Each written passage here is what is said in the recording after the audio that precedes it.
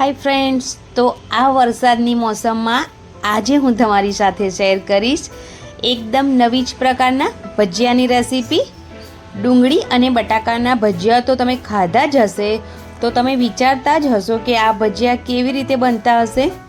તો આજે હું તમને શીખવાડીશ એકદમ ઇઝી રીતે ડુંગળી બટાકાના ભજીયાની એકદમ નવી રેસીપી।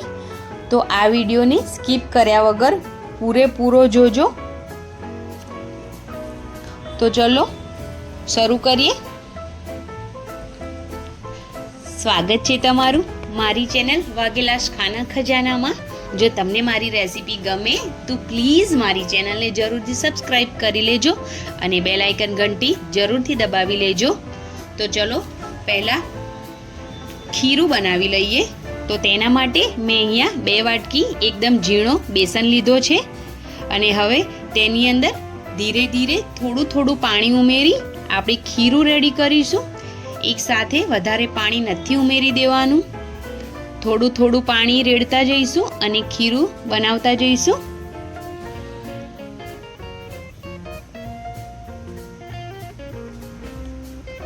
जो एक साथे वधारे पाणी एड करी दईशुं तो खीरू वधारे पातळुं थई जशे।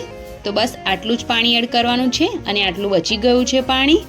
तो हवे आ खीरू ने 5 मिनिट माटे एक ज डायरेक्शन में फेटी लेवानुं छे।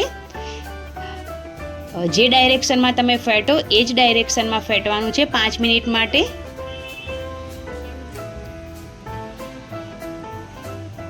आ स्टेप थी बहुत फर्क पड़शे। ज्यारे खीरू तमे फेटो त्यारे आ प्रकारनुं खीरू रेडी थवुं जोईए 5 मिनिट पछी।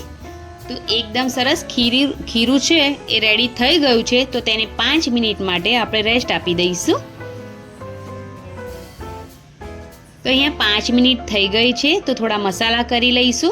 तो मैं अहींया स्वाद प्रमाणे मीठुं एड कर्युं छे अने 1 चपटी जेटली हळदर एड करी छे। अर्धी चमची आमचूर पाउडर एड कर्यो छे। हवे मसालाने खीरू साथे एकदम सारी रीते मिक्स करी लईशुं।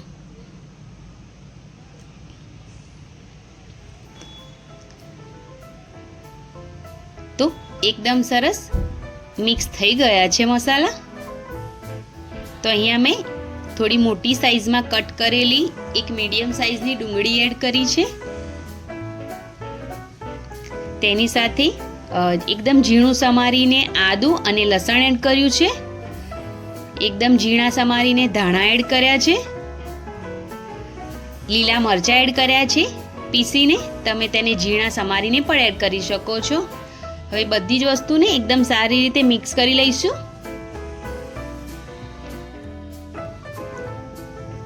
तो एकदम सारी रीते बधी ज वस्तुने मिक्स करी लेवानी छे आपणे।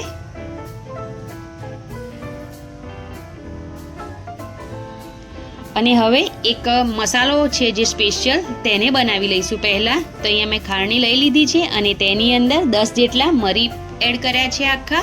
अर्धी चमची अजमो एड कर्यो छे।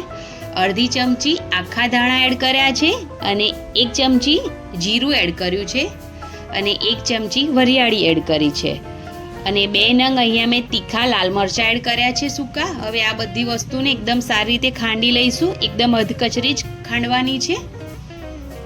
तो एकदम सरस सीक्रेट मसालो बनीने रेडी थई गयो छे। आ एकदम स्पेशियल मसालो छे। तो बधो ज मसालो खीरूमां एड करी दईशुं। आ जे मसालो छे तेने एड करवाथी आपणा भजियानो टेस्ट बमणो थई जाय छे। तो तमे जरूरथी एड करजो आ ज रीते। तो हवे तेने पण एकदम सारी रीते खीरूमां मिक्स करी लईशुं।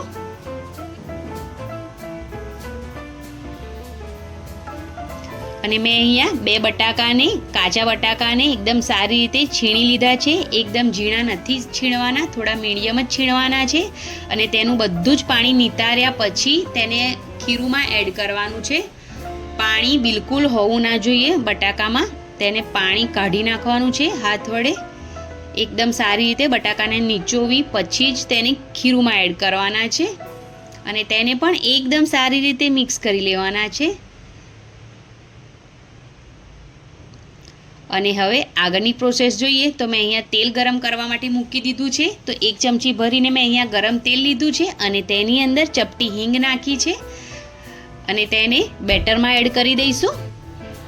અને તેની સાથે થોડો અહીંયા મેં સોડા એડ કર્યો છે, તો તેને પણ મિક્સ કરી લઈશું. ખાવાનો સોડા થોડો એડ કરવાથી આપણા જે ભજીયા છે થોડા વધારે સોફ્ટ બને છે. તો તેને પણ એકદમ સારી રીતે મિક્સ કરી લઈશું. અને લાસ્ટમાં મેં અહીંયા ચોખાનો લોટ લીધો છે અને હવે ધીરે ધીરે થોડો ચોખાનો લોટ એડ કરતા જઈશું અને તેને મિક્સ કરતા જઈશું. ચોખાનો લોટ એડ કરવાથી જે આ ભજીયા છે થોડા વધારે ક્રિસ્પી બનીને રેડી થાય છે. તો એકદમ સારી રીતે ધીરે ધીરે મેં અહીંયા એક વાટકી ભરીને ચોખાનો લોટ સારી રીતે મિક્સ કરી લીધો છે ખીરુંમાં. તો ખીરું એકદમ સરસ રેડી થઈ ગયું છે. તો હવે આપણે તેને ભજીયા કરી લઈશું, ફ્રાય કરી લઈશું. તો મેં અહીંયા તેલ પહેલાંથી જ ગરમ કરવા માટે મૂકી દીધું છે મીડિયમ. અને હવે તેની અંદર ભજીયા એડ કરીશું અને તેને ફ્રાય કરીશું મીડિયમ ગેસ પર. આ જે ભજીયા છે તેને આપણે અડધા જ કૂક કરવાના છે, અડધા જ ફ્રાય કરવાના છે. કેમ કે આપણે આ ભજીયા છે તેને વધારે ક્રિસ્પી બનાવીશું એટલા માટે. પણ જો તમારે એટલા બધા વધારે પણ ક્રિસ્પી ના જોઈતા હોય તો તમે પૂરેપૂરા ફ્રાય કરી શકો છો એક જ વારમાં.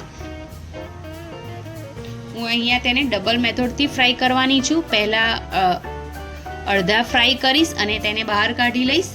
તો જેટલા કઢાઈમાં આવે તેટલા ભજીયા કરી લઈશું આપણે તેને ફ્રાય.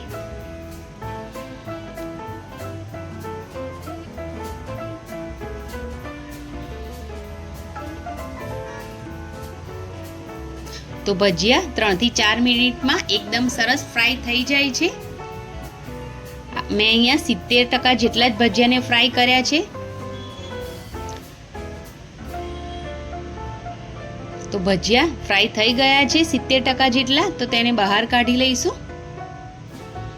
જો તમને વધારે ક્રિસ્પી ભજીયા પસંદ ના હોય તો તમે આ જ ટાઈમે પૂરેપૂરા ભજીયાને ફ્રાય કરીને કાઢી શકો છો. એકદમ સરસ કલર પણ આવી ગયો છે ભજીયા પર. તો હવે તેને થોડા ઠંડા થવા દઈશું.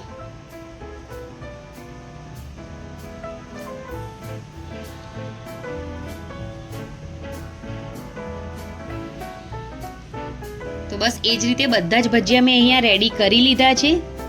તો હવે એક કળચીની મદદ લઈ ભજીયાને પ્રેસ કરવાનું છે હાથ વડે અને તેને ગોળ સાઈઝમાં બનાવી લેવાનો છે. તો એ જ રીતે બધા જ ભજીયાને હાથેથી પ્રેસ કરીને કળચીની મદદથી ગોળ કરી લઈશું. અને એ જ રીતે મેં અહીંયા બધા જ ભજીયા રેડી કરી લીધા છે. તો પછી તેને બીજી વાર આપણે ફ્રાય કરીશું. તો મેં અહીંયા મીડિયમ તેલ ગરમ કરી લીધું છે અને તેની અંદર બધા જ ભજીયા એડ કરી દઈશું. બીજી વાર જે આપણે ભજીયા ફ્રાય કરીશું તો તે ભજીયા છે એકદમ ક્રિસ્પી બનીને રેડી થશે અને જે ખાવામાં ખૂબ જ સરસ મજા આવશે. એકદમ ક્રિસ્પી ભજીયા. તો તેને પણ આપણે ફ્રાય કરી લઈશું એકદમ સારી રીતે, જ્યાં સુધી ગોલ્ડન ના થઈ જાય ત્યાં સુધી. તો એકદમ સરસ ગોલ્ડન કલર આવી ગયો છે અને ભજીયા ફ્રાય થઈ ગયા છે. તો ચાલો તેને કાઢી લઈએ.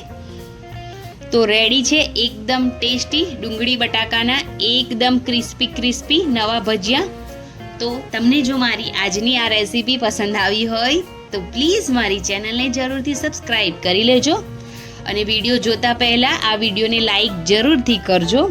અને તમે જરૂરથી ટ્રાય કરજો. આ ભજીયા એકદમ ટેસ્ટી બનીને રેડી થાય છે અને એકદમ ક્રિસ્પી. અને તમે આ ભજીયા બનાવો તો મને કોમેન્ટમાં જરૂરથી જણાવજો કે તમારી રેસીપી કેવી બની. આ વિડીયોને શેર જરૂરથી કરજો. Thanks for watching. Bye bye. Tech